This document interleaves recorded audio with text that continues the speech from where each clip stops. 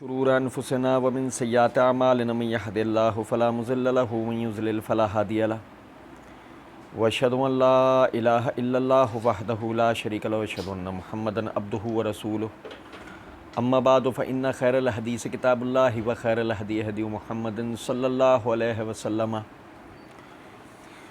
وشر الامور محدثاتها وكل محدثة بدعة وكل بدعة ضلالة وكل ضلالة في النار. اعوذ باللہ السمیع العلیم من الشیطان الرجیم من حمزہ ونفخہ ونفثہ. بسم اللہ الرحمن الرحیم. اللہم صلی علی محمد وعلی آل محمد کما صلیت علی ابراہیم وعلی آل ابراہیم انک حمید مجید. اللہم بارک علی محمد وعلی آل محمد کما بارکت علی ابراہیم وعلی آل ابراہیم انک حمید مجید. رب اشرح لی صدری ویسر لی امری واحلل عقدۃ من لسانی یفقہوا قولی رب زدنی علما. اللہ تعالیٰ کے فضل و کرم سے مرزا صاحب کے دکان 72 صحیح الاسناد روایات واقعہ کربلا کے پس منظر میں اس کا جو پوسٹ مارٹم ہم کر رہے تھے، مرزا جی نے اس کے لیے ایک تمہید بنائی ہے، اور اس تمہید میں سب سے پہلے آیت درج کی وَمَن يَبْتَغِي غَيْرَ الْإِسْلَامِ دِينًا فَلَن يُقْبَلَ مِنْهُ وَهُوَ فِي الْآخِرَةِ مِنَ الْخَاسِرِينَ. سورہ آل عمران کی آیت نمبر 85. مرزا صاحب کا کیا ہوا ترجمہ آیت مبارکہ. اور جو کوئی دنیا کی زندگی میں اسلام کے علاوہ کسی اور دین کو اختیار کرے گا تو ایسے شخص سے اس کا دین ہرگز قبول نہیں کیا جائے گا، اور وہ آخرت میں خسارہ پانے والوں میں سے ہو جائے گا.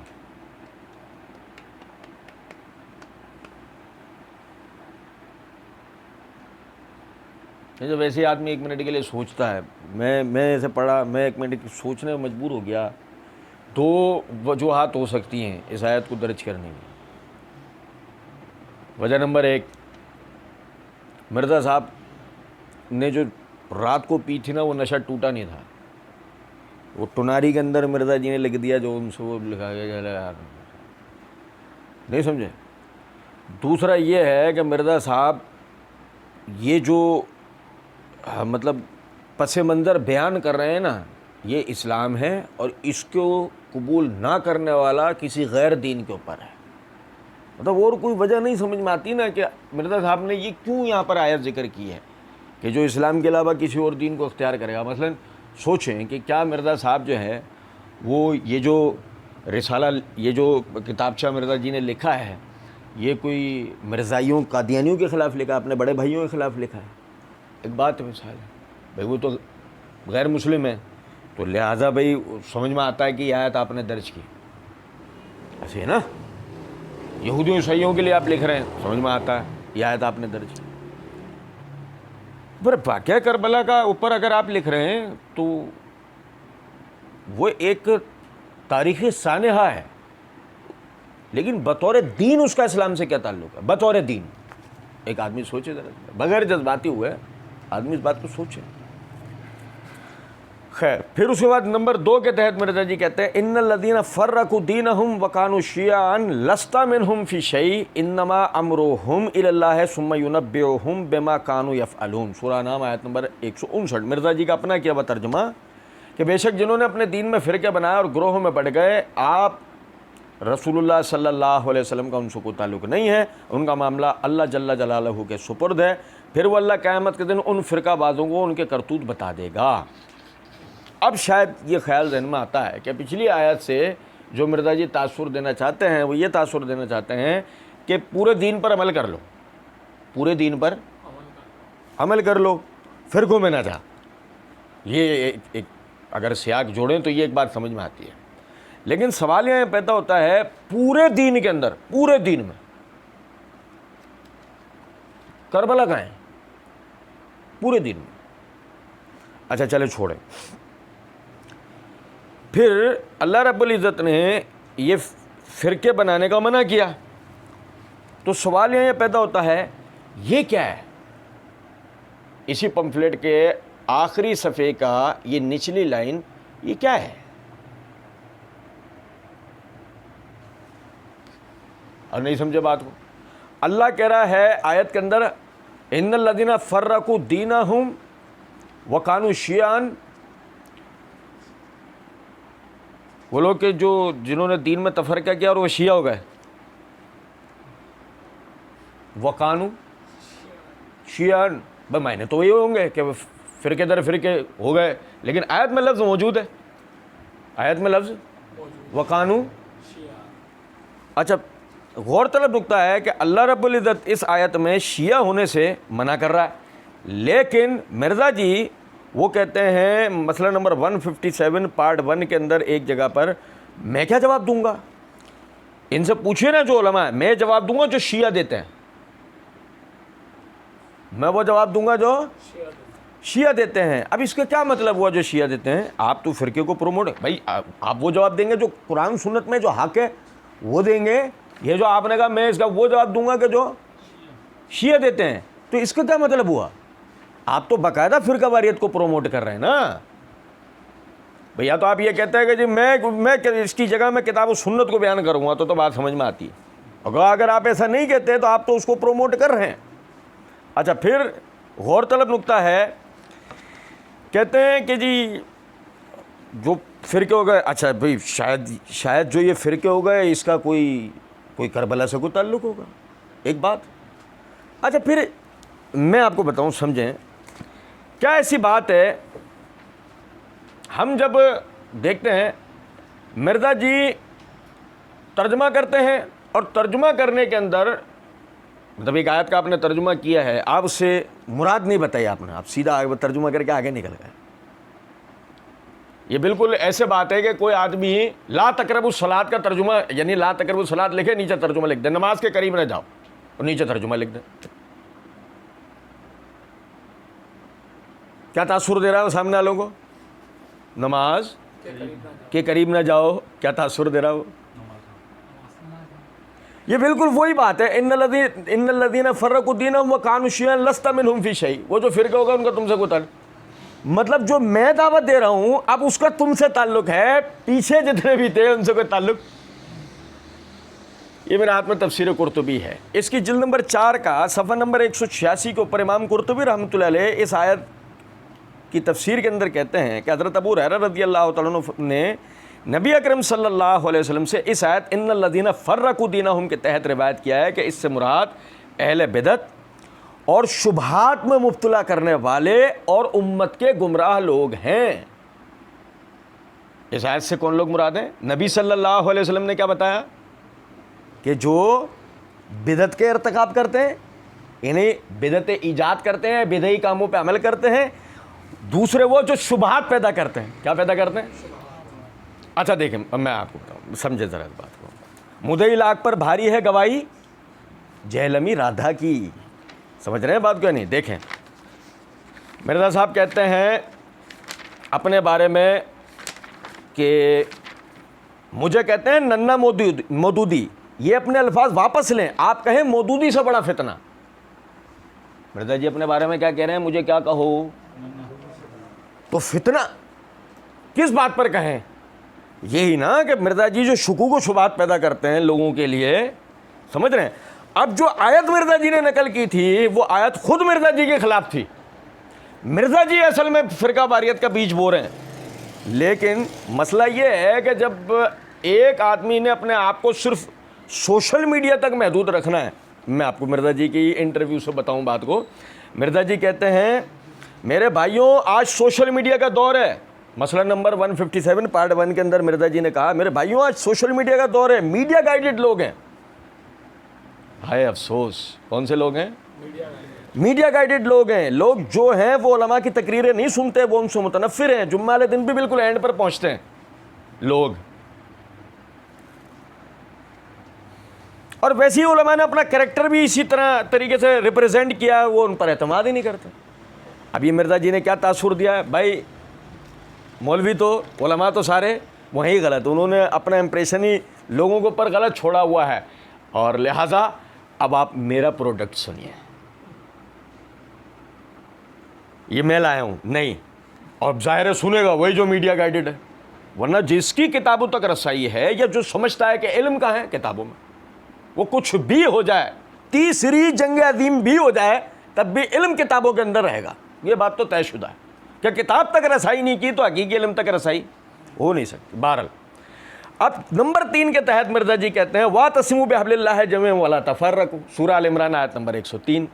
مرزا جی کا کیا ترجمہ، اور تم سب مل کر اللہ جل جلالہ کی رسی، بریکٹ میں مرزا جی نے لکھا قرآن کو مضبوطی سے تھام لو اور آپس میں فرقوں میں مت تقسیم ہو جاؤ۔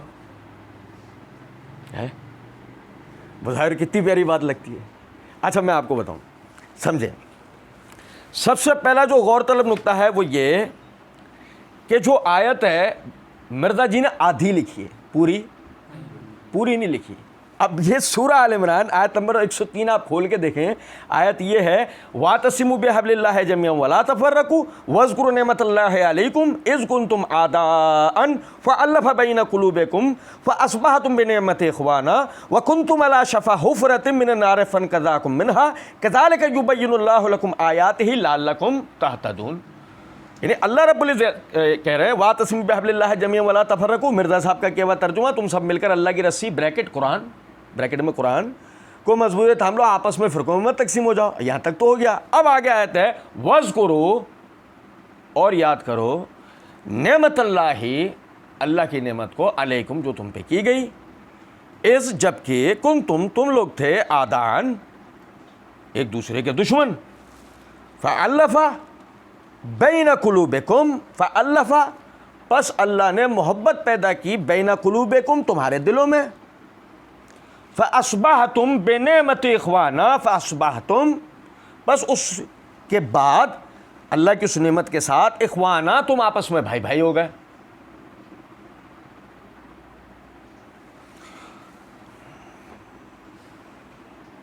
یہ کون لوگ ہیں؟ یہ کس کو اللہ مخاطب کر کے کہہ رہا ہے؟ یہ کون تھے جو آپس میں ایک دوسرے کے دشمن تھے اور پھر بھائی بھائی ہو گئے؟ کون؟ مہاجر سندھی، سنی شیعہ، اور نہیں سمجھے کچھ بات کو؟ یہ کون مخاطب تھا اللہ کے؟ صحابہ کرام رضوان اللہ علیہ مجمعین، کہ جو ہر عرب قبائلی لڑائیوں میں ایک دوسرے کے دشمن تھے۔ اسلام آنے سے پہلے وہ اپنے اس جاہلی معاشرے کے اندر ذرا سی باتوں پہ ایک دوسرے کو کے ساتھ قتال، کشت و خون کا معاملہ کرتے تھے۔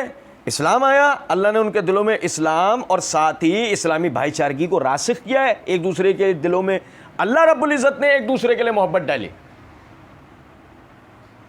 فَأَصْبَحْتُمْ بِنِعْمَتِ إِخْوَانًا، اور ہماری اس نعمت کی وجہ سے تم بھائی بھائی ہو گئے۔ وَكُنْتُمْ عَلَى شَفَا حُفْرَةٍ مِّنَ النَّارِ، اور تم جہنم کے آخری کنارے تک پہنچ چکے تھے۔ فَانْقَذَاكُم مِّنْهَا، ہم نے تمہیں اس سے بچا لیا، ہم نے تمہیں اس سے نہیں سمجھے ہو کچھ بات۔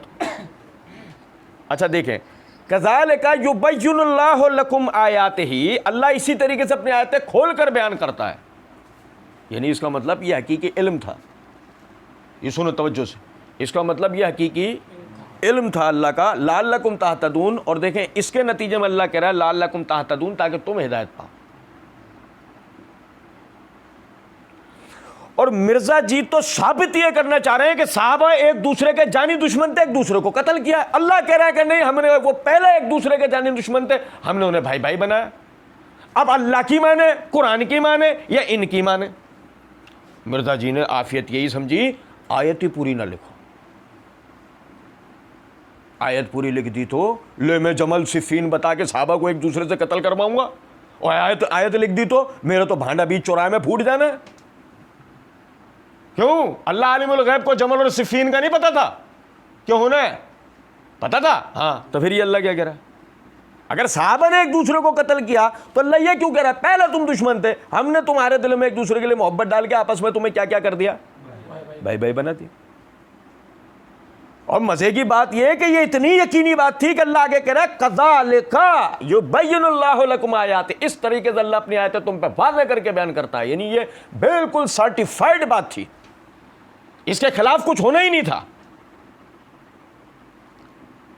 مرزا جی جانتے تھے مرزا جی کیا جانتے تھے؟ مرزا جی کے پیچھے ڈکٹیشن دینے والے اچھی طرح جانتے تھے. نہیں بابو یہ پوری نہیں پڑھنا ہے, پوری نہیں لکھ دینا ہے اس کو. پورا لکھ دیا تو پورا آپ کا پورا یہ جتنا بنایا ہے نا یہ سارا ختم. اور دیکھیں سمجھے ذرا بات کو, کسی کے ذہن میں کچھ رہ جائے خلش, نہیں یہ اس سے مراد صحابہ نہیں ہے. یہ میرے ہاتھ میں تفسیر ابن کثیر ہے, اس کی جلد نمبر 1 کا صفحہ نمبر 423 کے اوپر حافظ ابن کثیر رحمۃ اللہ علیہ آیت کی تفسیر کرتے ہوئے فرماتے ہیں, پھر اللہ رب العزت نے اپنی نعمت یاد دلائی کہ جاہلیت کے زمانے میں اوس و خزرج کے درمیان بڑی لڑائیاں اور سخت عداوت تھی, آپس میں برابر جنگ جاری رہتی تھی. جب دونوں قبیلے اسلام لے آئے تو اللہ تعالیٰ کے فضل سے بالکل ایک ہو گئے, سب حسد بغض جاتا رہا اور آپس میں بھائی بھائی بن گئے اور نیکی اور بھلائی کے کاموں میں ایک دوسرے کے مددگار اور اللہ تعالیٰ کے دین میں ایک دوسرے کے ساتھ متفق ہو گئے. تو جی یہ کوئی ہماری بات ہی نہیں تھی, یہ تو مفسرین نے بھی اس آیت کی تفسیر میں یہ لکھا. لیکن مسئلہ یہ ہے کہ مرزا جی اس کو پورا لکھ نہیں سکتے تھے, بلکہ مرزا جی کیا آگے بھی جو بھی بیان کرنا لیں اس آیت کو کبھی بھی پورا لکھتے نہیں ہیں, کیونکہ صحابہ کے بارے میں جو لوگوں کی ذہن سازی وہ کرنا چاہتے ہیں یہ آیت ساری چیز کو مکمل طور پہ ختم کر دیتی ہے. اچھا جی, اس کے بعد مرزا جی آگے نمبر 4 کے تحت کہتے ہیں ترجمہ صحیح حدیث. اے لوگوں آگاہ ہو جاؤ, میں بھی انسان ہوں, قریب ہے کہ میرے پاس میرے رب کا قاصد بریکٹ میں لکھا موت کا فرشتہ آئے اور میں اس کی بات قبول کر لوں. میں اپنے بعد تم میں 2 عظیم چیزیں چھوڑ کر جا رہا ہوں. پہلی چیز تو اللہ جل جلالہ کی کتاب بریکٹ میں قرآن ہے, اس میں ہدایت اور نور ہے. تم اللہ جل جلالہ کی کتاب کو پکڑو اور اس سے تعلق مضبوط کرو. اللہ جل جلالہ کی کتاب اللہ جل جلالہ کی رسی ہے, جس نے اس کی اتباع کی وہ ہدایت پر اور جس نے اسے چھوڑ دیا وہ گمراہ ہو گیا. نمبر 2 دوسری چیز میرے اہل بیت ہیں, میں اپنے اہل بیت کے متعلق تمہیں اللہ جل جلالہ سے ڈراتا ہوں. پھر بریکٹ میں مرزا جی نے لکھا ہے ان سے اچھا برتاؤ کرنا. صحیح مسلم کتاب الفضائل حدیث نمبر 6228. اچھا دیکھیں, ہم کہتے ہیں مرزا جی جب یہ حدیث لکھی مرزا جی نے تو لازمی بات ہے کہ مرزا جی کو خود بھی اس کا پاس تو ہوگا نا, اس کا احترام ان کا اپنے دل میں بھی تو ہونا چاہیے نا.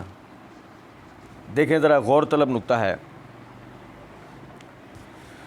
321 321 لیکچر سورہ تحریم آیت نمبر 1 2 اینڈ 14 اپریل 2019 کو اپلوڈڈ ویڈیو میں مرزا جی کہتے ہیں, سیدنا علی کہتے ہیں کہ ایک دفعہ نبی صلی اللہ علیہ وسلم نے فرمایا تیرا ایک دفعہ جھگڑا ہوگا عائشہ کے ساتھ. تو حضرت علی نے کہا میں بڑا ظالم ہوں گا یا رسول اللہ کہ آپ کی بیوی کے ساتھ جھگڑا کروں گا. آپ نے فرمایا نہیں وہ ظالم ہوگی,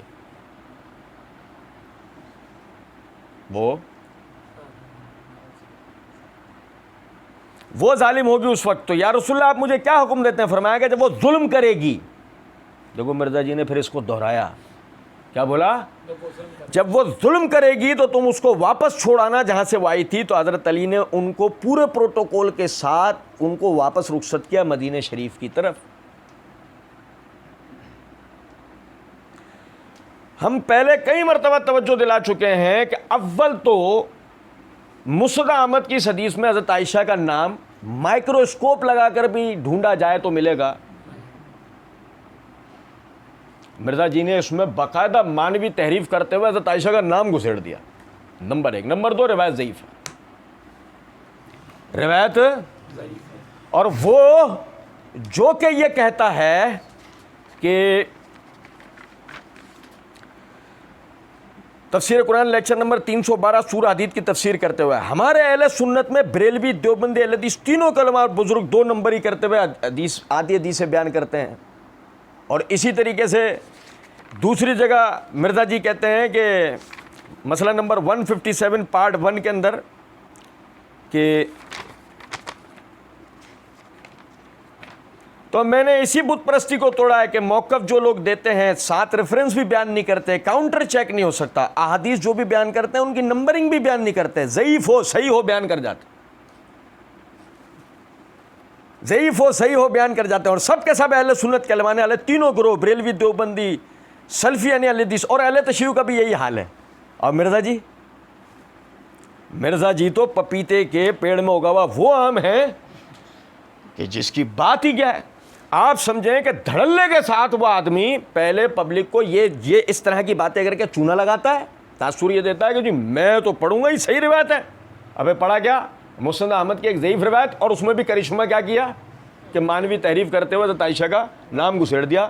اور جب یہ صحیح حدیث یاد آئی، میں اپنے اہل بیت کے معاملے میں تمہیں اللہ سے ڈرنے کا آیا، اللہ کا ڈر دل میں کہ میں رسول اللہ صلی اللہ علیہ وسلم کی بیوی کو ظالم کہہ رہا ہوں، اور وہ بھی کس بنیاد پر؟ ضعیف اور متروک راویوں کی بنیاد پر، ان کی گواہیوں کی بنیاد پر. میں سورہ احزاب کی آیتوں کو کہاں لے کر جاؤں گا؟ اس میں اللہ رب العزت اتنی بڑی بات فرما رہے ہیں، اے نبی کی بیویوں تمہاری حیثیت عام عورتوں کی طرح نہیں ہے. سنو ذرا بات کو. عام عورتوں میں ان کے مقابلے میں جو عام عورتیں آئیں گی، اس میں رسول اللہ صلی اللہ علیہ وسلم کی خاندان کی دیگر عورتیں نہیں آئیں گی، اس میں دیگر صحابیات نہیں آئیں گی، اس میں دیگر متقی پرہیزگار عورتیں دیگر جو امت کی آئیں گی نہیں آئیں گی. سب پر اللہ رب العزت نے ازواج مطہرات کو فضیلت دی. اور آپ دیکھیں مرزا جی نے سونے پہ سہاگا کیا کیا ہے کہ اپنا نامہ اعمال سیاہ کرتے ہوئے حملہ بھی کیا ہے تو ڈائریکٹ کس پہ؟ اب میں آپ کو بتاؤں حملہ بھی کیا ہے تو ڈائریکٹ کس پہ؟ سنیے گا ذرا بات. ابو ہریرہ رضی اللہ تعالیٰ عنہ فرماتے ہیں نبی اکرم صلی اللہ علیہ وسلم سے ہم نے سوال پوچھا کہ اللہ کے رسول آپ کو مردوں میں سب سے زیادہ کون پسند ہے؟ مردوں میں، بڑے عمر کے مردوں میں آپ کو سب سے زیادہ کون پسند ہے؟ فرمایا ابو بکر. کون؟ اب پوچھا کہ عورتوں میں، بڑی عمر کے مردوں کی بات ہوگی، اب عورتوں کی بات ہوگی. کیا عورتوں میں؟ فرمایا عائشہ. اب تو اور بھی شرم آنی چاہیے نا آدمی کو کہ سوچے اس بات کو کہ رسول اللہ صلی اللہ علیہ وسلم کو جو عورت سب سے زیادہ اپنی بیویوں میں پسند تھی، میں اس کے بارے میں زبان درازی کر رہا ہوں. کل قیامت کے دن میں اللہ کے رسول کو جا کے کیا منہ دکھاؤں گا؟ چھوڑیں چلے اس بات. اب آگے مرزا جی بریکٹ میں لکھتے ہیں نوٹ، اب اس کے تحت لکھتے ہیں نبی صلی اللہ علیہ وسلم نے اپنا وصی، بریکٹ میں لکھا ہے وصیت کیا گیا خلیفہ. یقین کیجئے کہ اگر مرزا جی یہ بریکٹ نہیں دیتے یہاں پہ تو ہم بھی زیادہ اس پر ارلے ترلے کرتے نہیں. سنیں ذرا بات کو. مرزا جی کہتے ہیں کہ نبی صلی اللہ علیہ وسلم نے اپنا وصی، یہ دیکھیں بریکٹ میں، وصیت کیا گیا خلیفہ. آ گیا بھائی جان؟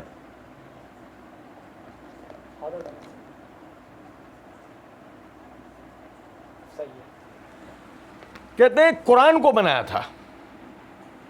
صحیح بخاری کتاب المغازی حدیث نمبر 4460، جس کا مطلب یہ ہو گیا کہ مرزا جی نے امت کے اندر ایک تیسرا نظریہ اور عقیدہ پیدا کیا. بھائی پہلا نظریہ جمہور مسلمانوں کا کہ ابو بکر رضی اللہ تعالیٰ عنہ کو نبی صلی اللہ علیہ وسلم نے اپنا وصی نامزد کرنا تھا. دوسرا گروہ جو کہتا ہے کہ علی بن ابی طالب رضی اللہ تعالیٰ عنہ کو نامزد کرنا تھا. نہیں سمجھے؟ پھر انہی دونوں کے اندر ہے نا ایک گروہ، یعنی کہ انہی دونوں کے حضرات بعض انہی کے وہ کہتے ہیں کہ ابو بکر کو نامزد کر دیا تھا، اور یہ دوسرے والے کہتے ہیں علی کو نامزد کر دیا تھا. لیکن امت میں 14 سال سے یہ تیسرا نظریہ اور عقیدہ کبھی آیا ہے؟ اللہ کے رسول نے وصی کس کو بنایا تھا؟ قرآن کو بنایا تھا. اچھا چلیں چھوڑ، ہمیں قبول ہے. صحیح بخاری کتاب المغازی حدیث نمبر 4460 آگے والا ہے. اس کا مطلب یہ حدیث ہے نہیں سمجھے؟ اگر یہ اسی طرح بات ہوگی تو ہمیں قبول ہے، نہ ابو بکر نہ علی، وصی کون ہے؟ قرآن. سمجھیں بات کریں. چلیں ہم نے کیا دیکھنا ہے بھائی؟ مرزا جی کے دیا ہوا حوالہ صحیح بخاری کتاب المغازی حدیث نمبر 4460 دیکھنی ہے. چلو بھائی 4460 دیکھیں گے. کتاب المغازی میں مرزا جی نے ہمیں دکھایا، ہم نے دیکھا یہ صحیح بخاری ہے، اور اس کا کتاب المغازی میں امام بخاری رحمۃ اللہ علیہ نے اس کے اوپر باب قائم کیا ہے،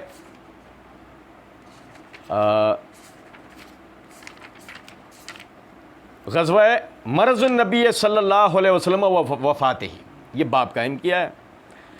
جلد نمبر ہے 5، صفحہ نمبر ہے 594، حدیث نمبر ہے 4460.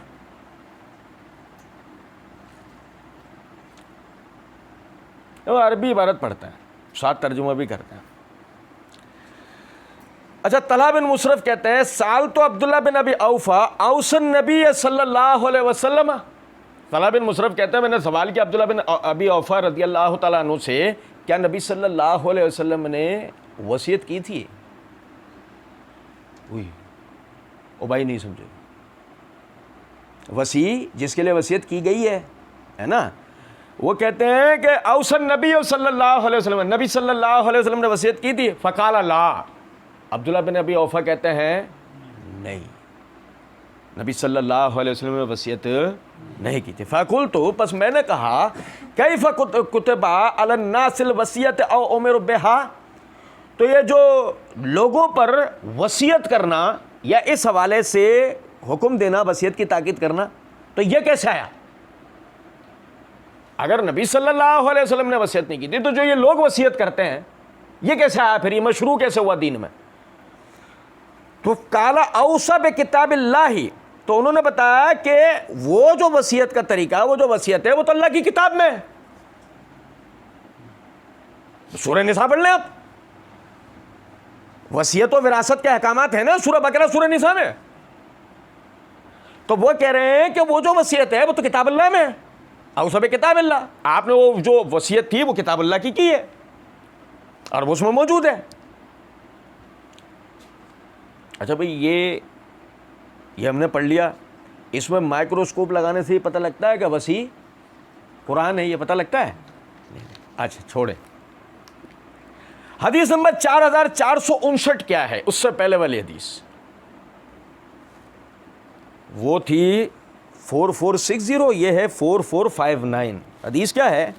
اسود بن یزید کہتے ہیں کہ عائشہ رضی اللہ تعالی عنہ کے سامنے ذکر ہوا ان النبی صلی اللہ علیہ وسلم اوصى الی علی، کہ نبی صلی اللہ علیہ وسلم نے علی کے لیے وصیت کی تھی۔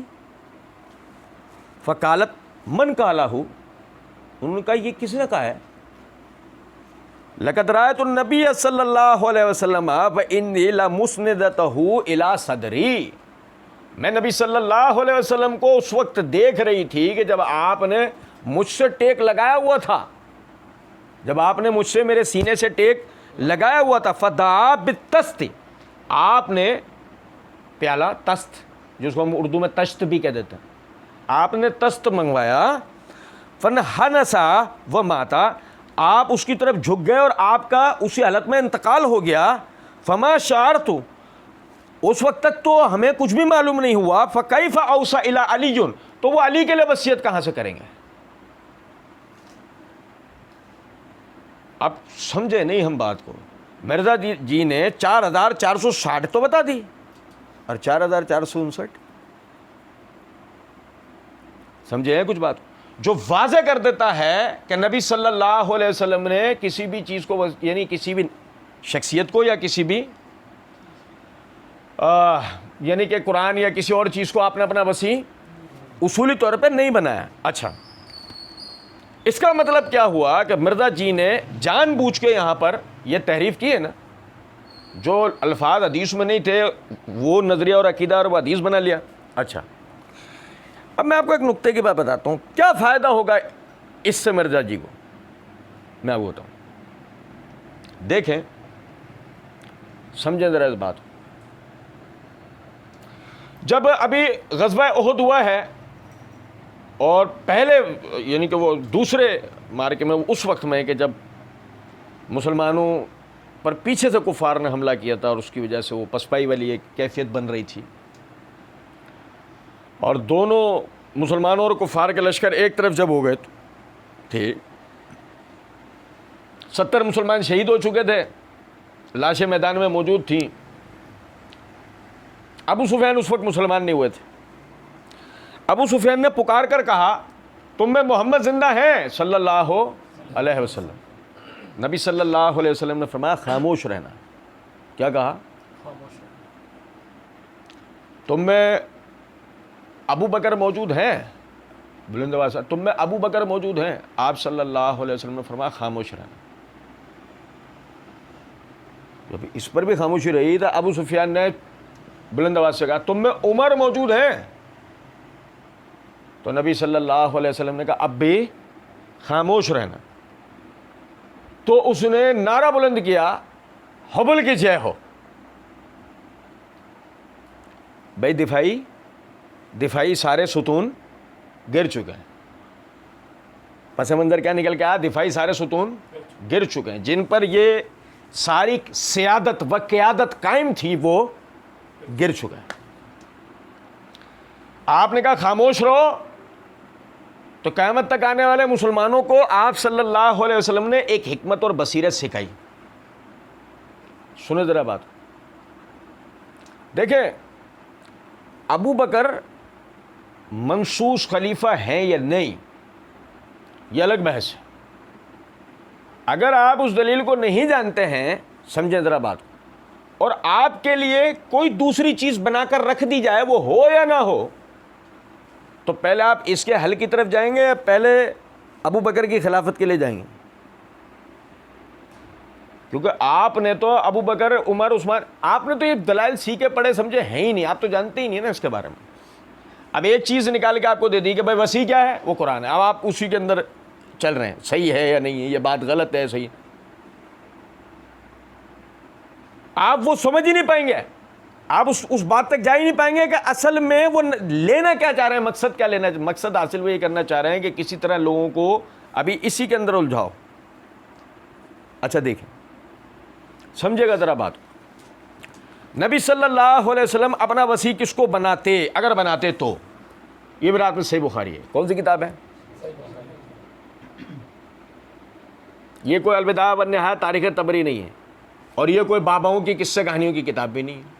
ایسی مرزا جی تو یہی ڈرامے بازیاں کرتے ہیں نا, ہمیں حدیث دکھاؤ ہمیں. اچھا بھائی حدیث دیکھو, جلد نمبر 8 کا صفحہ نمبر 463 ہے, کتاب الاحکام ہے. امام بخاری رحمۃ اللہ علیہ نے باب دیکھو کیا قائم کیا, باب الاستخلاف, خلافت کا بیان ہے. بڑے صاحب کرامت تھے. پیری مریدی اگر جائز ہوتی تو امام بخاری کی پیری مریدی واجب ہوتی. یقین کریں. کیا باب قائم کیا ہے؟ باب استخلاف, خلافت کا بیان. اس کے تحت حدیث نمبر 7217 نبی صلی اللہ علیہ وسلم نے فرمایا لقد حممت او اردت ان ارسل الی ابا بکر و ابنہ فاحد, میں نے چاہا کہ میں ابو بکر اور اس کے بیٹوں کو بلا بھیجوں. نبی صلی اللہ علیہ وسلم کیا کہہ رہے ہیں؟ میں نے چاہا کہ میں ابو بکر اور اس کے بیٹوں کو بلا بھیجوں اور انہیں سننا ذرا بات, انہیں عہد دے دوں, انہیں عہد دے دوں. ان یقول القائلون او یتمنى المتمنون, تاکہ کسی کہنے والے کو اور کسی آرزو کرنے والے, تمنا کرنے والے کو کوئی گنجائش باقی رہے. کیا تھا آپ کے پاس جائیداد میں؟ پراپرٹیز میں سے آپ کچھ دیتے تھے, دے سکتے تھے ابو بکر کو, کچھ صحیح نہیں. مال یا اور کوئی چیز نہیں. کیا تھا آپ کے پاس؟ آپ کے پاس تھا آپ کا عہدہ. علم تو آپ نے دے دیا نا, کتاب و سنت. ترکت فیکم امرین لن تضلوا ما تمسکتم بہما, کتاب اللہ و سنت النبی. یہی آگے مرزا جی وہی حدیث لکھ رہے ہیں. میں تمہارے درمیان 2 چیزیں چھوڑ کے جا رہا ہوں, جب تک اس کو مضبوطی تھامے رہو گے کبھی گمراہ نہیں ہوگے, کہ اللہ کی کتاب اور دوسری اس کے نبی کی سنت. علم تو اس میں دے دیا نا آپ نے. وہ کیا عہد ہے جو ابو بکر کو دینے کا ارادہ ہوا کہ ابو بکر اس کے بیٹوں کو بلا بھیجوں اس کے لیے لکھ دوں, تاکہ کسی بات میں کہنے والے کو گنجائش نہ بچے, سوائے آپ کے منصب کے اور کوئی منصب ہو سکتا ہے. منصب کیا آپ کا؟ خلافت. منصب کیا تھا نبی صلی اللہ علیہ وسلم کا؟ امامت. یہ امامت ہی جائے گی کس کی طرف؟ ابو بکر کی طرف. اور سننا آگے فرمایا قلت یا باللہ و یدفع المؤمنون او یدفع اللہ و یاب المؤمنون. پھر میں نے سوچا کہ خود اللہ اور مومنین کسی ایسے حریص کو, تمنا کرنے والے کو ہی اس سے ہٹا دیں گے. ابو بکر کے علاوہ کوئی اور بن پائے گا؟ مومنین بننے نہیں دیں گے, اللہ بننے نہیں دے گا. اللہ بننے ہی نہیں دے گا, مومنین. تو اگر نبی صلی اللہ علیہ وسلم کسی کو وسیع بنا رہے تھے تو کس کو؟ ابو بکر کو بنا رہے تھے. چالاکی اور عیاری کی کوئی گنجائش نہیں. اس کے بعد مرزا جی کہتے ہیں کہ ترجمہ صحیح حدیث، بے شک میں اپنے بعد تم میں دو ایسی عظیم چیزیں چھوڑ کر جا رہا ہوں کہ اگر انہیں مضبوطی سے پکڑ لو گے تو کبھی گمراہ نہیں ہوگے. نمبر 1 اللہ کی کتاب بریکٹ میں قرآن، اور نمبر 2 اس کے رسول کی سنت بریکٹ میں جو صحیح احادیث ہی سے ماخوذ ہو. یہ تو یقین کرے ہم سنتے ہیں تو اب تو ہمیں ہنسی آتی ہے یار. مرزا جی کی زبان یا قلم سے صحیح حدیث سن لینا اگر تو ہمیں تو ہنسی آ جاتی. یقین کریں. چلیں اچھا چلیں سنیں گا ذرا بات. مسئلہ نمبر 157 پارٹ 1 کے اندر مرزا جی ایک جگہ پر لکھتے ہیں، تو وہ بتانے سے پہلے میں آپ کو ایک دفعہ پھر یہ ترجمہ پڑھ کے بتاتا ہوں. مرزا جی نے حوالہ دیا ہے موطا للمالک کتاب القدر حدیث نمبر 1628، مستدرک للحاکم کتاب العلم حدیث نمبر 318. پھر ایک دفعہ ترجمہ پڑھ کے بتا رہا ہوں. بے شک میں اپنے بعد تم میں دو ایسی عظیم چیزیں چھوڑ کر جا رہا ہوں کہ اگر انہیں مضبوطی سے پکڑ لو گے تو کبھی گمراہ نہیں ہوگے. ایک اللہ جل جلالہ کی کتاب بریکٹ میں قرآن، اور 2 اس کے رسول کی سنت بریکٹ میں جو صحیح احادیث سے ماخوذ ہو. اب یہ تو آپ نے سن لیا. اب آپ سمجھنا بات، اب آپ کو مرزا جی کے اوپر وہ سرکل نظر آ رہا ہے نہیں؟ وہ امیجنیشن میں وہ نہیں عیسائی عقیدے کے مطابق فرشتہ بنا کے دکھاتے، سینگ چھپ گئے اس دائرے میں. مرزا جی کے سینگ اس دائرے میں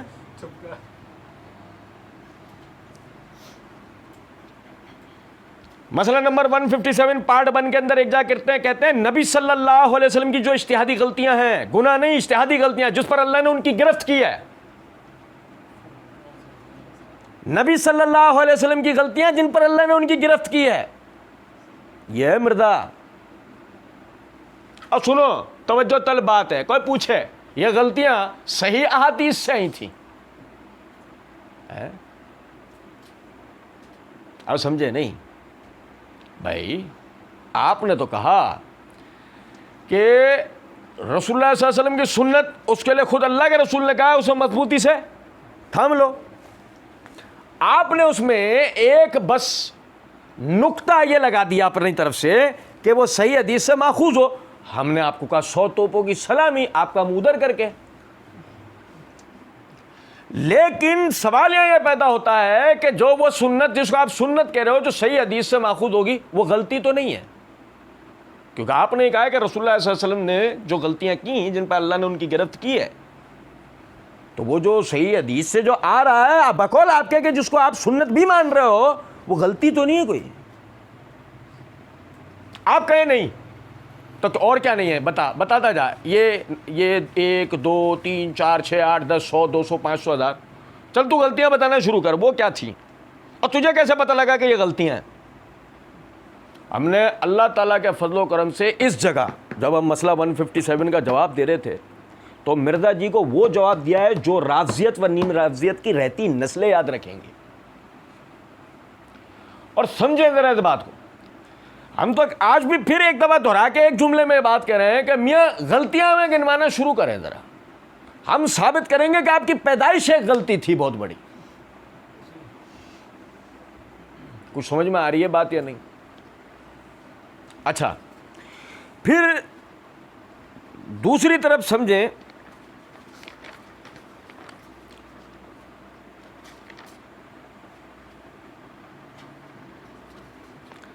یہ جب مرزا جی یہ کہتے ہیں کہ سنت جو صحیح احادیث ہی سے ماخوذ ہوں، تو وہ جو یعنی احادیث سے ماخوذ شدہ جو صحیح احادیث سے ماخوذ شدہ سنتیں ہیں، وہ صحیح احادیث پر صحیح کا حکم لگانے میں آپ ماشاءاللہ صاحب علم ہیں، یہ کسی صاحب علم کی تقلید کریں گے. میں مثال دیتا ہوں. بھائی مرزا جی خود کر سکتے ہیں؟ ہم تو راضی ہیں مرزا جی سے. مرزا جی نے مسئلہ 157 میں ایک جگہ پر یہ بات کہی ہے کہ میں نے صحیح مسلم کا مقدمہ پڑھا ہے. ہم تو کہتے ہیں مرزا جی آپ اب دوبارہ پڑھانا شروع کریں، سب سے پہلے ہم داخلہ لیں گے پڑھنے کے لیے. اب جیسے کہ چھوٹی سی بات دیکھیں نا، یہ جب اب صفحہ نمبر 2 تک پہنچیں گے تو اس جگہ پہنچ کے ذرا دیکھیے گا بریکٹ میں مرزا جی نے کیا لکھا ہے. یہ آ رہا ہے نظر؟ اچھا پہلے غور سے دیکھ لیں، اب میں وہ پڑھ کے بتاتا ہوں. مثال طور پہ ایک روایت پہ بات کرتے ہوئے مرزا جی کہتے ہیں قال شیخ البانی و شیخ زبیر علی زئی و شیخ الارناؤت اسنادہ صحیح. اور ایک دوسری روایت پہ بات کرتے ہوئے مصنف کی کہتے ہیں اسنادہ صحیح علی شرط الشیخ البانی و شیخ زبیر الزئی و شیخ شعیب ارناؤت رحمہم اللہ اجمعین. اور ایک دوسری روایت پہ بات کرتے ہوئے کہتے ہیں قال شیخ غلام مصطفیٰ ظہیر امن پوری فی السنہ اسنادہ صحیح. یعنی اس کا مطلب یہ نکل کر آیا کہ مرزا جی جب کسی روایت کے صحیح ہونے پر یا ضعیف ہونے پر بحث کر رہے ہیں وہ شیخ زبیر، شیخ شعیب ارناؤت، شیخ غلام مصطفیٰ ظہیر امن پوری وغیرہ کے اقوال کو اٹھا رہے ہیں. خود مرزا جی اپنی بات اچھا مرزا جی شاید کوئی مرزا جی کا اندھا بہرا لنگڑا لولا مقلد یہ کہتے ہیں نہیں یہ ان کی انکساری ہے، ورنہ مرزا صاحب سے جانتے ہیں تو ہم کہیں گے پڑھ کے سنا دیں ہمیں 4 قاعدے.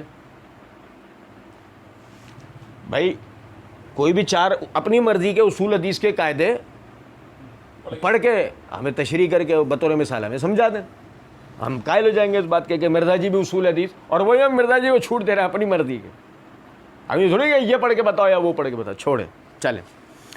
اچھا پھر اس کے بعد مرزا جی آگے کہتے ہیں نمبر 6 اجماع امت کو حجت اور دلیل ماننا در حقیقت قرآن و صحیح احادیث کے احکام کی پیروی کرنے میں ہی شامل ہے. سورہ نساء آیت نمبر 115 مستدرک للحاکم کتاب العلم حدیث نمبر 399. او سنو ذرا بات، جادوگر میدان میں آ گئے اور پھینک کیا رہے ہیں ازار بند اور دکھائیں گے کیا سانپ، دکھائیں گے کیا. میں ہوشیار کر رہا ہوں، سنو ذرا بات کو. مرزا جی کے دیا ہوا حوالہ مستدرک للحاکم کتاب العلم حدیث نمبر 318 اور مزے کی بات ہے نسخہ بھی وہ جو مرزا جی اٹھا کے دکھاتے ہیں. سنیں ذرا بات. اب اس میں ہم نے ڈھونڈنا شروع کرنا ہے، کیا ڈھونڈنا شروع کرنا ہے؟ اجماع ہے نا بھائی. اجماع ڈھونڈتے ہیں حدیث نمبر 399 میں. پوری سند اور متن پڑھوں گا میں آپ کے سامنے، غور سے سننا. حدثنا ابو بکر محمد بن احمد بن بالوی حدثنا موسیٰ بن ہارون حدثنا عباس بن عبد العظیم حدثنا عبد الرزاق حدثنا وکان یسمى قریش الیمن وکان من العابدین المجتہدین. سن رہے ہیں؟ ابراہیم بن محمود العدنی قال قلت لابی جعفر، ابراہیم بن محمد العدنی کہتے ہیں کہ میں نے ابو جعفر سے یعنی پوچھا واللہ لقد حدثنی ابن طاؤس، اور انہوں نے قسم کھا کے کہا کہ مجھ سے ابن طاؤس نے بیان کیا ان ابی ہے اپنے والد کے واسطے سے. قال سمیعت ابن عباس، انہوں نے کہا میں نے ابن عباس سے سنا. یقول وہ فرما رہے تھے قال رسول اللہ صلی اللہ علیہ وسلم، نبی صلی اللہ علیہ وسلم نے فرمایا لا یجمع اللہ امتی علی ضلالۃ ابدا، لا یجمع اللہ امتی علی ضلالۃ ابدا، نہیں جمع کرے گا اللہ میری امت کو گمراہی پر ہمیشہ کے لیے. وَيَدُ اللَّهِ عَلَى الْجَمَاعَةِ، اور اللہ کا ہاتھ جماعت پر ہوتا ہے.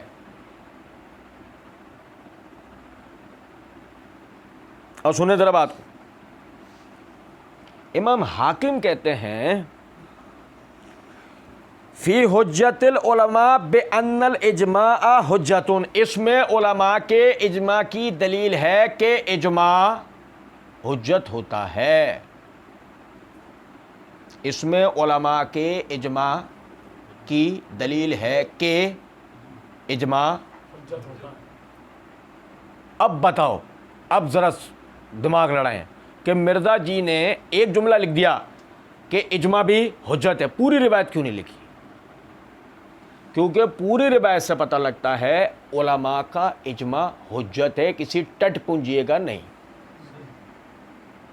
اجماع کون سا حجت ہے؟ علماء کا. اجماع کون سا حجت ہے؟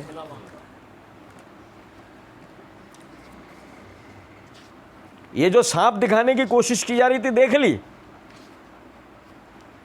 اب اس کو اظہار بند میں چینج کریں گے. سنیں ذرا بات. Mirza ji 23 public question and answer and meeting of Sunday with engineer Muhammad Ali Mirza 26 دسمبر 2021 کے اپلوڈڈ ویڈیو میں اپنے کہتے ہیں پنکچر لگانے والا, ایئر کنڈیشن فٹ کرنے والا, وہ موچی جو جوتیاں گاٹ رہا ہے اور آپ کے مشوروں کو کوموڈیٹ کر رہا ہے, وہ ان مولویوں سے بہتر ہے, کم از کم کتے کی طرح پڑھتا تو نہیں ہے. ہم نے وہاں اللہ کے فضل سے اس کا جواب دیا تھا, مرزا جی کا سارا بھونکنا بند کر دیا تھا میں نے, لیکن صرف ایک نقطے کی طرف توجہ دلانا چاہ رہا ہے, وہ نقطہ یہ ہے, مولوی مرزا جی کو کسی بھی طرح ہضم ہوتے چلیں چھوڑیں. اس کے بعد مرزا جی نے اسی ویڈیو میں دوسرے مقام پر کہا بریلویوں دیوبندیوں کا اس پہ دونوں کا اجماع ہے کہ یعنی ان دونوں امتوں کا, امت محمدیہ کا نہیں. مرزا جی نے وہ جو بھی بات کر رہے تھے اس کے لئے کہا بریلویوں اور دیوبندیوں کا اس پہ اجماع امت ہے. ہم نے وہاں توجہ دلائی تھی کہ روانی میں مرزا جی اجماع امت بول گئے ہیں. بہرحال پھر کہتے ہیں یعنی امت محمد کا نہیں, لیکن چلو کم از کم اتنا آیا کہ مرزا جی نے وہاں پہ اجماع کو دہرا دیا. پھر اس کے بعد آپ دیکھیں کہ سنی اور شیعہ کی نماز کے طریقے میں کوئی فرق نہیں ہے سوائے حنفی بھائیوں کے طریقے کے. 23 مارچ 2016 کے اپلوڈڈ اپنی ویڈیو میں مرزا جی کہتے ہیں ہم کسی سلف کی لکھی ہوئی کسی کتاب کے پابند نہیں ہیں, وہ اللہ تعالیٰ کو خود جواب دہ ہوں گے, ہم کتاب اللہ کے پابند ہیں. ایسا ہے نا. اب کوئی پوچھے مرزا جی پھر اجماع کس بلا کا نام ہے, اور وہ اجماع جب آپ کسی مسئلے پہ نقل کریں گے تو کہاں سے کریں گے؟ سمجھے نا طرح بات کو. جیسے بھائی دیکھیں میں آپ کو بتاؤں, ایک تو یہ کہ سلف جو کتابیں فقہ پر لکھتے ہیں تو اس میں اجماع کی طرف اشارے دیتے ہیں, اور ایک اسلاف نے بعض کتابیں لکھی ہی صرف اجماع پہ, جیسے کہ ابن حزم نے مراتب الاجماع لکھی ہے, جیسے ابن المنذر نے کتاب الاجماع لکھی ہے. سمجھ میں آ رہی ہے کچھ بات؟ وہ صرف اجماعی فیصلوں کی طرف اشارہ دینے والی کتاب ہے. اب میری بات سمجھے جو میں بتانا چاہ رہا ہوں. اب جب آپ نے کہا کہ آپ سلف کی کسی بھی کتاب لکھی ہوئی کتاب پہ پابند نہیں ہے, تو یہاں جو آپ ڈرامے بازی کر رہے ہیں کہ اجماع حجت ہے, یہ محض پبلک کو دھوکہ دینے والی بات ہے نا, خود کو اہل سنت ثابت کرنے کی ہوشیاری ہے نا. ایسی چلیں اسے بھی چھوڑیں. میں آپ کو ایک اور نقطے کی طرف توجہ بتاتا ہوں, اور وہ نقطہ یہ ہے کہ آخر ایسی کیا بات ہے کہ مرزا جی اجماع امت کو حجت اور دلیل بناتے ہیں. اس کی وجہ یہ ہے کہ مرزا جی جب کبھی اس طرح کا کوئی جملہ کہہ رہے ہوتے ہیں نا, مسئلہ نمبر 157 پارٹ 1 کے اندر مرزا جی نے ایک جگہ کہا ہے, ان سے میں یہ پوچھتا ہوں کہ ان لوگوں سے پہلے آج تک کس اہل سنت کے امام نے, جس کو متفقہ طور پر سب امام مانتے ہیں, اس چیز کا انکار کیا ہے کہ آل امیہ کے دور کے اندر سیدنا علی پر منبروں پر لعنت نہیں ہوتی تھی؟ کس نے انکار کیا؟ مرزا جی کو جب ایسے کوئی الو سیدھا کرنا ہوتا ہے نا تو فوراً مرزا جی ایسے سلف کی طرف بھاگتے ہوئے جاتے ہیں. اب اگر مرزا جی کلی طور پہ یوں کہہ دیں یعنی کہ میں اجماع کو نہیں مانتا, اور پھر مرزا جی پلٹ کر یہ اس طرح کی باتیں کر رہا ہوں کہ کون تھا سلف میں سے جو اس بات کا انکار کرتا, تو وہیں گلا پکڑنے والا پکڑ لے گا نا, بھائی کون سی باتیں کر رہا ہے تو, کبھی تو کہتا ہے کہ ہم اسلاف کی کتابوں کے پابند نہیں ہیں, اور کبھی تو یہ بات کر رہا ہے کہ جی وہ سلف میں بتاؤ کس نے اس چیز کا انکار کیا ہے, تو خود سلف کا منکر ہے, تو ان کو بطور دلیل کہاں پیش کر رہا ہے؟ بات آ رہی ہے سمجھ میں؟ اچھا, اب آگے مرزا جی کہتے ہیں اگر قرآن اور سنت بریکٹ میں لکھا صحیح حدیث اور اجماع امت کی مخالفت نہ آئے تو جدید مسائل کے حل کے لیے قیاس یا اجتہاد کرنا جائز ہے. اور یہ تھا ایٹم بوم. یقین کریں, اس کو تو ہم بھی ایٹم بوم مانتے ہیں, یہ مرزا جی نے ایٹم بوم پھینکا ہے, کیونکہ یقین کریں یہ ہمارے جیسا کوئی جو ایک طالب علم ہے قیاس و اجتہاد وغیرہ کو پڑھتا ہے, مجتہدین کے قیاس و اجتہادات کو پڑھتا ہے ہمارے جیسا طالب علم, تو وہ جو قیاس و اجتہاد کرنے والے لوگ ہیں ان کے علمی قد کو جانتا ہے, ان کے علمی قد کو جانتا ہے, پھر پڑھتا ہے, پھر اس دلائل کو پڑھتا ہے, اندازہ ہوتا ہے ان کا علمی قد کا. اب پیچھے نکل گیا ایک پلمبر, جس زمانے کی بات ہے اس زمانے میں تو بیٹھے ہوئے بھی چوچو برف کھانے میں تھے, کسی مسجد کے منبر پہ نہیں. ہاں اوپر ایڈریس لکھا ہوا بالمقابل تھانہ صدر تحصیل روڈ جہلم شہر, تو یہ کیا تھا, یہ برف خانہ تو تھا. وہ چوچو بیٹھے ہوئے بھی برف خانے کے اندر تھے اس وقت میں. کبھی انہوں نے کسی مدرسے عالم کی شکل نہیں دیکھی, کبھی انہوں نے اصول حدیث پہ کوئی معمولی سے 2 کتابچے نہیں پڑھے, کبھی انہوں نے صرف نحو کے معمولی سے 2 صفحے کا کوئی قاعدہ نہیں پڑھا, کبھی انہوں نے قرآن کی ترجمہ یا تشریح کسی عالم سے نہیں پڑھی کہ جس سے ان کو ترجمہ تشریح آئے، کبھی انہوں نے حدیث کی شرح کسی عالم سے نہیں پڑھی. وہ مرزا جی الف بے نہیں جانتے دین کی. انہوں نے اردو میں لکھی ہوئی جو کتابیں ہیں نا، اردو میں لکھی ہوئی وہ کتابیں وہ رٹا کے بریلویوں کی دیوبندیوں کے خلاف، دیوبندیوں کے اہل حدیثوں کے خلاف، ان کی شیعوں کے خلاف، شیعوں کی ان کے خلاف، فلانے کی اس کے خلاف، فلانے کی اس کے خلاف پڑھ کے آ کے وہ اپنی دکان سجا کے بیٹھ گئے. لو جی میں اب آپ کو بتا رہا ہوں اپنا رٹا ہے، کیونکہ اگر مجھے کوئی خوبی حاصل ہے تو رٹنے کی خوبی حاصل ہے. مجھے جو بھی پٹی پڑھا دو میں طوطے کی طرح اس کو رٹ کے پڑھ کے سنا سکتا ہوں، اور اس میں 1000 غلطیاں اس رٹے میں کر سکتا ہوں. وہی ہم نے پکڑ کے دی.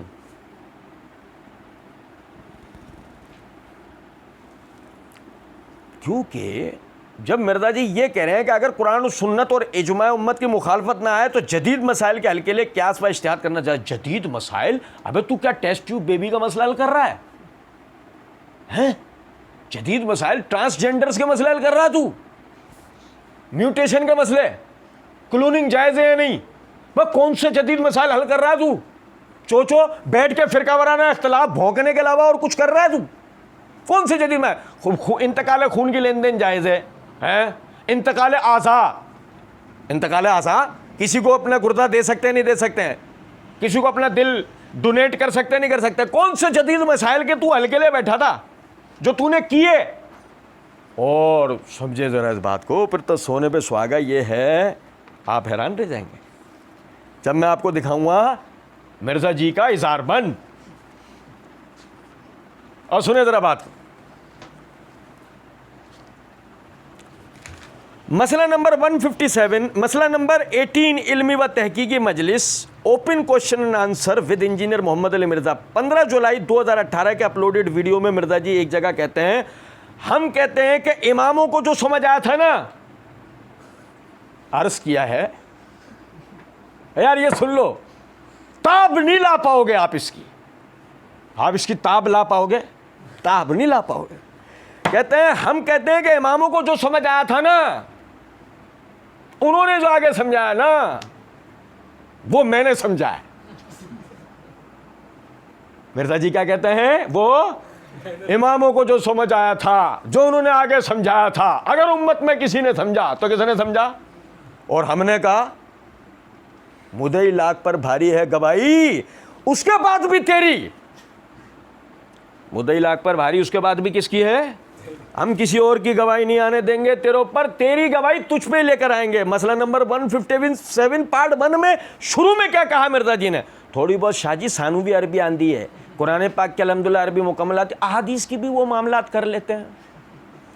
ابے جس آدمی کو عربی نہیں آتی اپنے منہ سے اقرار کر رہا ہے وہ تو جو اماموں کو سمجھ آیا تھا وہ آگے انہوں نے عربی میں سمجھایا تھا، تجھے کیسے سمجھ آیا؟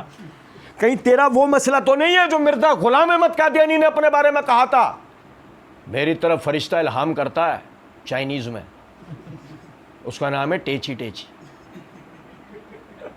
بس تیرا بھی کہیں وہی مسئلہ تو نہیں ہے کہ تجھے بھی کوئی فرشتہ الہام کر رہا ہو تیری نے؟ ہاں آپ کو پتا ہے، سنے ذرا بات کو، مخصوص قسم کا ایک مینٹل ڈس آرڈر ہوتا ہے جس کے اندر آدمی کو آوازیں آتی ہیں کہ مجھ سے کوئی بات کر رہا ہے. بعض دفعہ اس کو نظر بھی آتے ہیں لوگ، جو بھی اس کی امیجنیشن ہوتی ہے، جو کو کالے کپڑے پہنا ہوا لال آنکھوں والا میرے سامنے آگے کھڑا ہو گیا، اور اگر وہ یہ سمجھتا ہے کہ اس سے فرشتے بات کر سکتے ہیں تو پھر وہ دیکھا سفید لباس میں ملبوس، اور وہی یہ ایک مخصوص قسم کا ہے نا، یہ مینٹل ڈس آرڈر ہے. مرزا قادیانی اس کا اقراری تھا کہ مجھے یہ مسئلہ ہے. پتا مرزا قادیانی کے بیٹے بشیر نے بھی یہ بات کہی ہے کہ میرے باپ کو یہ مرض تھا.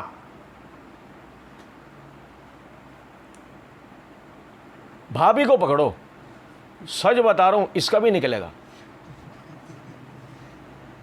اور تو کوئی اس کی گواہی دینے آنے والا ہے نہیں. میں سچ بتا رہا ہوں اس کا بھی نکلے گا یہ مسئلہ. کیا ہوا بھائی؟ اماموں کو جو سمجھ آیا تھا وہ کس کو آیا سمجھ میں؟ مجھے آیا سمجھ میں. ہم تاب نہیں لے پائے، یقین کرے ایسی مرزا جی نے بات کیا. اچھا چلے چھوڑیں. اور پھر مسئلہ نمبر 157 میں مرزا جی نے ایک جگہ کیا کہا ہے؟ ایک روایت پہ بات کرتے ہوئے کہتے ہیں نا، اب وہ معنی ایسا کیا مرزا جی نے جو امت میں کسی نے بھی نہیں کیا. مرزا جی کو بھی ٹینشن ہو گئی تھی کہ کر تو گیا ہوں، ہاں اختلاف بہت ہوگا. تو مرزا جی نے پتہ کیا کہا؟ تو یہ میرا اجتہاد ہے، آپ اس سے اختلاف کر سکتے ہیں. ہم نے اللہ کے فضل و کرم سے نا وہاں اتنا زبردست اس کا جواب دیا تھا، اور ہم تو آج پھر اپنے اس پورے جواب کو ایک جملے میں سمیٹ کر اس طرح بیان کرتے ہیں کہ مرزا جی ہمارے سامنے بیٹھ کر اجتہاد کی جامع و معنی تعریف کر دیں، ہم مرزا جی کے غلام ہو جائیں گے۔ کیا ہو جائیں گے؟ دوہرا دیا ہے میں نے، مرزا جی اجتہاد کی جامع و معنی خود تعریف کر کے دکھا دیں گے اجتہاد کس کا نام ہے، اب مرزا جی کے غلام ہونے کو تیار ہے۔ کچھ بات آ رہی ہے لے ہمارے سامنے بیٹھ کے کریں گے، رٹا مار کے ہے، نہیں سمجھو کچھ بات۔ اچھا، جدید مسائل کے حل کے لیے قیاس و اجتہاد جائز ہے، حوالہ دیا ہے مصنف ابن ابی شیبہ کتاب البیوع والاقضیہ، حدیث نمبر 22,990۔ یہ میرے ہاتھ میں مصنف ابن ابی شیبہ ہے، جلد نمبر 7 کا صفحہ نمبر 717 ہے، کتاب البیوع والاقضیہ ہے، اور جو مرزا جی نے حوالہ دیا وہ حوالہ یعنی حدیث نمبر ہے۔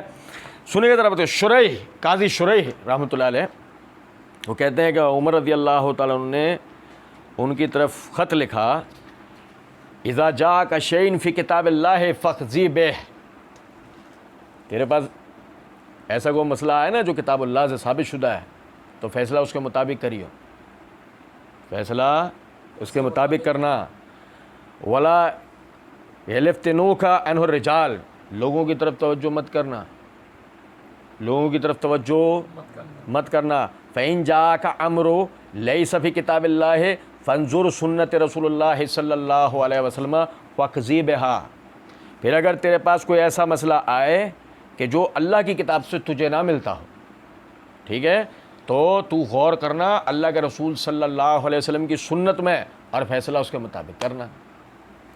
فإن جاءک ما لیس فی کتاب اللہ ولیس فیہ سنت من رسول اللہ صلی اللہ علیہ وسلم، پھر اگر تیرے پاس کوئی ایسا مسئلہ آئے کہ جو اللہ کی کتاب اور اس کے نبی کی سنت میں تجھے نہیں نظر آ رہا، فانظر مجتمع الناس علیہ فخذ بہ، تو پھر دیکھ لوگ کس مسئلے پہ مجتمع ہیں اسی کو پکڑ لے، اسی کو لازم کر لے۔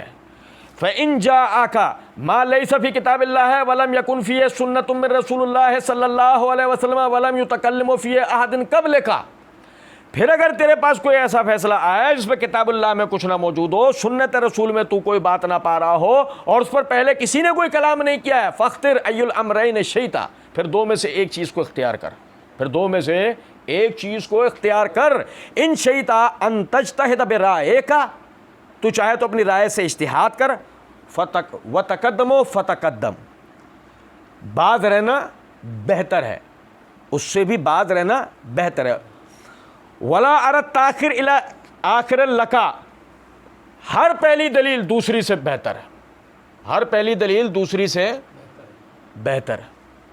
یہ تھی روایت، قطع نظر اس روایت کی سند کے، قطع نظر اس روایت کی سند کی۔ کیا بتایا گیا کہ جب تجھے نہ مل رہا ہو اللہ کی کتاب میں، تجھے نہ مل رہا ہو اللہ کے رسول کی سنت میں، یہ نہیں تھا کہ مسئلہ کتاب اللہ میں نہیں تھا، روایت میں یہ الفاظ نہیں ہیں کہ مسئلہ کتاب اللہ میں نہیں تھا یا سنت رسول میں نہیں تھا، الفاظ یہ ہے کہ تجھے نہیں مل رہا، اور نہیں سمجھو کچھ بات کو۔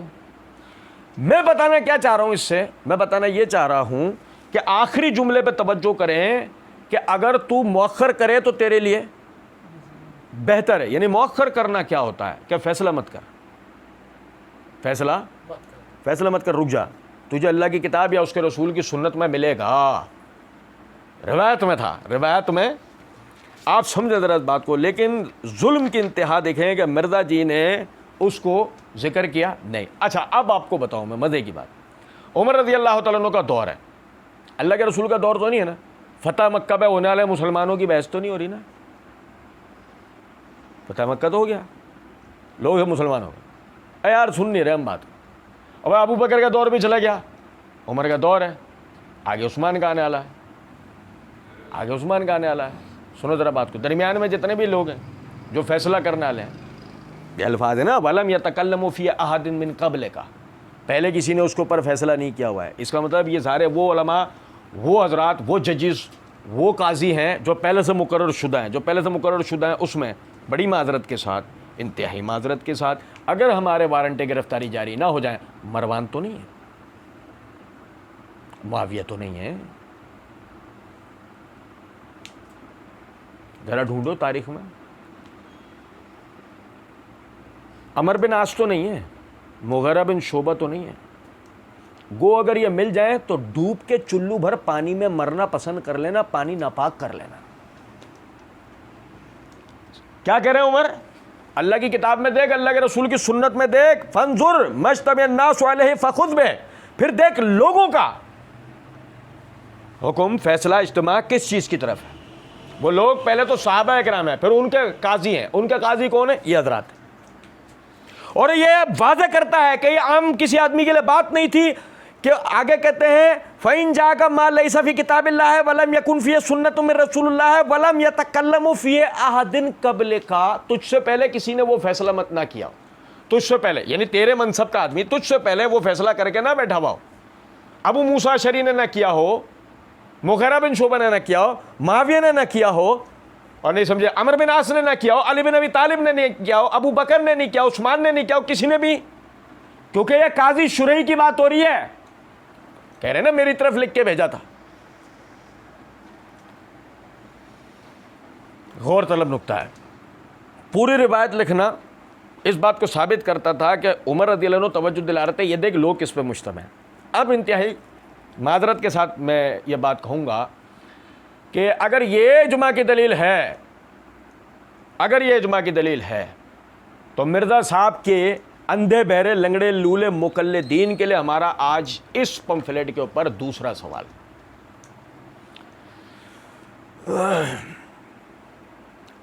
معاویہ کی بیعت سے کس نے اختلاف کیا تھا؟ معاویہ کی بیعت سے کس نے اختلاف کیا تھا؟ گو اگر معاویہ کی بیعت سے کسی نے اختلاف نہیں کیا تھا تو معاویہ کی امارت کے خلاف بولنے والا اجماعی مسئلے کے خلاف بول رہا ہے نا. نہیں سمجھے؟ اور سنے ذرا بات کو کہ مرزا جی کے الفاظ ہیں کہ باقاعدہ یعنی کہ یہ چیز اجماع امت کے مخالف نہیں ہونی چاہیے. قیاس و اجتہاد والی جو بات ہے نا، یہ اجماع امت کے مخالف نہیں ہونی چاہیے. اور نبی صلی اللہ علیہ وسلم کی حدیث صحیح مسلم کتاب الامارت میں جب تمہارے درمیان ایک خلیفہ کی بیعت ہو جائے اور کوئی اس کے خلاف کھڑا ہو تو اس کو قتل کر دو. اور میں یہ والا فتویٰ نہیں دے رہا ہوں، میں حدیث سنا رہا ہوں. اب اگر مرزا جی صبح شام معاویہ دشمنی میں معاویہ رضی اللہ تعالیٰ عنہ کی امارت کے خلاف بولتے رہتے ہیں تو میں کم سے کم یہ تو بتائیں کہ جب اپنے پمفلیٹ کے اندر لکھ چکے ہیں کہ ایسا قیاس و اجتہاد جو اجماع امت کے مخالف نہ ہو وہ جائز ہے، تو جو مخالف ہو وہ ناجائز ہوگا نا. اب آپ کا ایسے کسی مسئلے کو بیان کرنا جو معاویہ رضی اللہ تعالیٰ عنہ کی امارت و خلافت کے خلاف آ جائے وہ خود بخود آپ کے ہی فتوے کے مطابق آپ کے اوپر جائے گا. اور ابھی تو آگے جو مرزا جی نے حدیث نمبر 3 بطور دلیل پہ بیان کی ہے معاویہ رضی اللہ عنہ کی حکومت کے خلاف، یقین کریں جب ہم وہ پڑھیں گے تو بڑا مزہ آنے والا ہے. اللہ رب العزت سمجھنے اور عمل کرنے کی توفیق دے. وما علینا الا البلاغ.